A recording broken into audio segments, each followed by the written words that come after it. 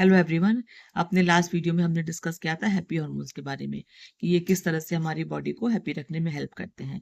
और आज हम डिस्कस करेंगे स्ट्रेस हार्मोन के बारे में कि हमारी बॉडी में कुछ ऐसे हार्मोन्स भी होते हैं जो स्ट्रेस वाली प्रॉब्लम क्रिएट करते हैं।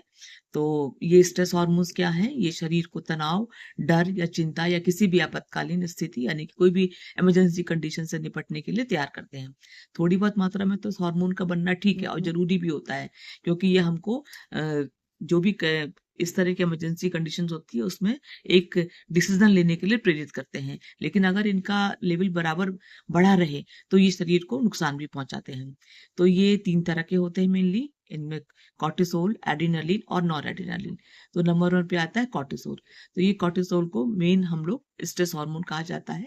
जब भी हमारा शरीर बहुत ज्यादा तनाव या स्ट्रेस महसूस करता है तो ये हार्मोन बढ़ने लगता है और हमारे शरीर को हर तरह की जो चुनौतीपूर्ण स्थिति को निपटने में मदद भी करता है। तो ये एड्रिनल ग्लैंड में ही बनता है। इसका जो कंट्रोल है वो हाइपोथैलेमस ग्लैंड के थ्रू पिट्यूटरी के द्वारा होता है। तो इसका जो काम है ये मेनली शरीर में आपको ऊर्जा बढ़ाता है, बीपी को कंट्रोल में रखता है और आपके जो इम्यून सिस्टम है उसको मजबूत करता है, उसे कंट्रोल भी करता है और शरीर के पूरे मेटाबॉलिज्म को भी प्रभावित करता है। तो ये कब कब बढ़ता है? जब बॉडी हमारी स्ट्रेस में होती है, कहीं उसे कोई चोट लगे, कोई इन्फेक्शन हो या शरीर में कोई नींद की कमी हो या लंबे समय तक कोई चिंता आपको बनी रहे या आप बहुत ज्यादा एक्सरसाइज कर लेते तो उस समय ये स्ट्रेस हार्मोन बढ़ने लगता है।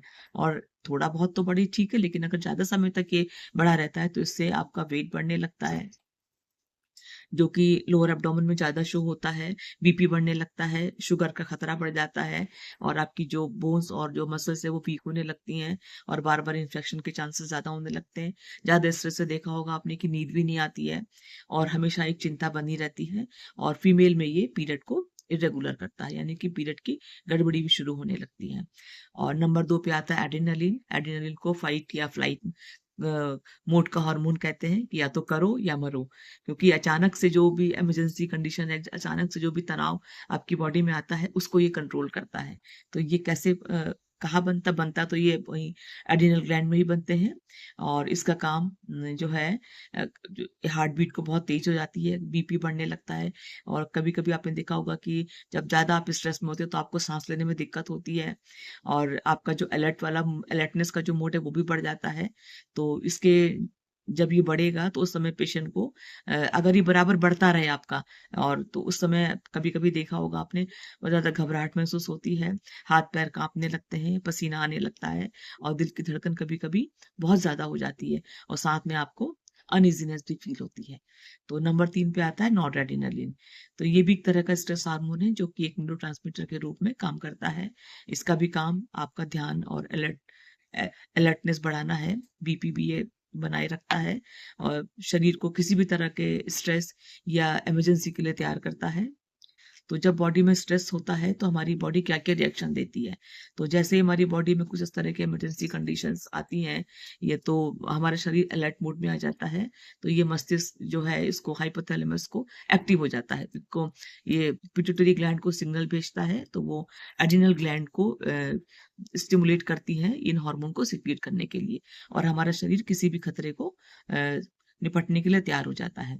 तो अगर खतरा है और आपके हार्मोन सीक्रेट हो तो आपने डिसीजन लिया तब तो ठीक है। लेकिन अगर यही हार्मोन हमारा लंबे समय तक बना रहता है तो उसकी वजह से बॉडी को जो नुकसान होते हैं वो खतरे वाले होते हैं। जैसे कि आपका अगर आप बहुत लंबे समय तक का स्ट्रेस में रहते हो तो आपका बीपी बढ़ने लगता है, आपको शुगर की प्रॉब्लम हो सकती है, आपको हार्ट प्रॉब्लम्स आ सकती है, वेट बढ़ता है, लोअर एब्डोमिनल फैट देखा होगा आपने धीरे-धीरे बढ़ने लगता है, याददाश्त आपकी मेमोरी कमज़ोर होने लगती है, आपको डाइजेशन संबंधी प्रॉब्लम्स आ सकती हैं, नींद नहीं आती है और हमेशा एक दिमाग में उलझन बनी रहती है।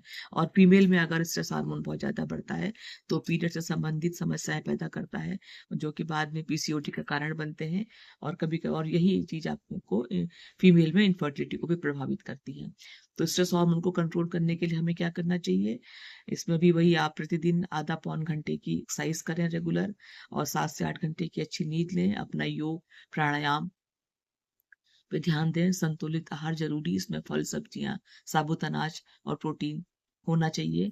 कॉफ़ी वगैरह का या कॉफ़ी या कैफ़ीन से रिलेटेड चीज़ों का सेवन कम करें, शुगर का सेवन कम करें।